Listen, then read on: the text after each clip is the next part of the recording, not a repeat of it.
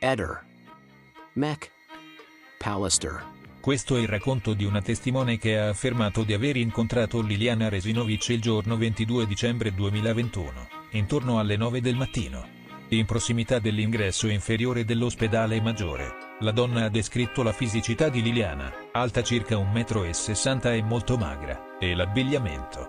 Pantaloni neri stretti a tubo simili a quelli visti in una foto della scomparsa pubblicata in passato. Queste informazioni hanno attirato l'attenzione degli inquirenti, che hanno quindi acquisito le immagini delle telecamere di un negozio posto su via Zlataper, proprio nell'area indicata dalla testimone. Nonostante i filmati non abbiano portato a nulla di significativo, la via ha assunto un grande rilievo poiché Claudio Sterpin, l'amante di Liliana, ha recentemente dichiarato che si incontravano proprio in una soffitta situata in via Zlataper 22, una coincidenza inquietante, che fa pensare che Liliana fosse ancora viva il 22 dicembre e che, forse, qualcuno l'ha seguita e le ha fatto del male.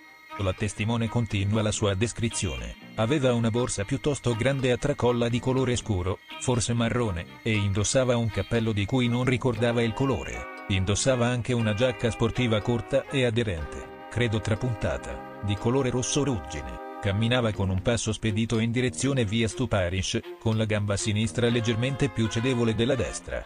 Durante le indagini, i video mostrano Liliana con delle buste di plastica della raccolta differenziata dei rifiuti che getta nei relativi cassonetti. Successivamente, la telecamera di un autobus la inquadra mentre attraversa sulle strisce pedonali, confermando ancora una volta il particolare della gamba sinistra leggermente più cedevole rispetto alla destra. Tuttavia, emergono anche altri dettagli inquietanti durante le indagini, come l'atteggiamento anomalo del marito di Liliana, Sebastiano Visindin, dopo l'avvistamento. La testimone ha cercato di contattarlo su Facebook e, dopo aver chiamato le forze dell'ordine, ha inviato un ulteriore messaggio al signor Visindin.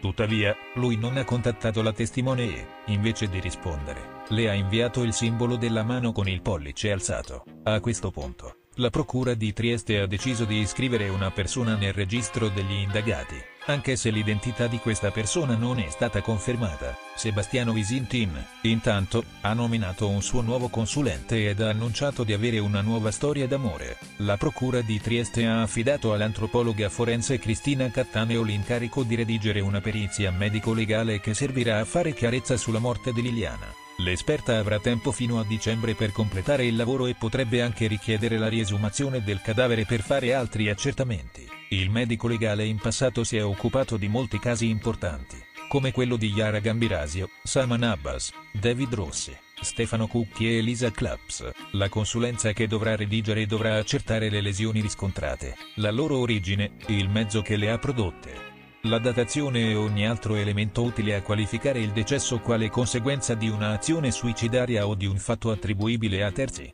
Al contrario, Vittorio Fineschi, un altro luminare della medicina legale, ha concluso che Lili non si è suicidata. L'avvocato di Sergio Resinovic, Nicodemo Gentile, ha dichiarato: la nomina come consulente della procura della professoressa Cattaneo è un elemento che anche da parte della difesa di Sergio Resinovic viene salutato e appreso con grande soddisfazione. L'autorevolezza del tecnico e le sue comprovate competenze sono garanzia per tutti.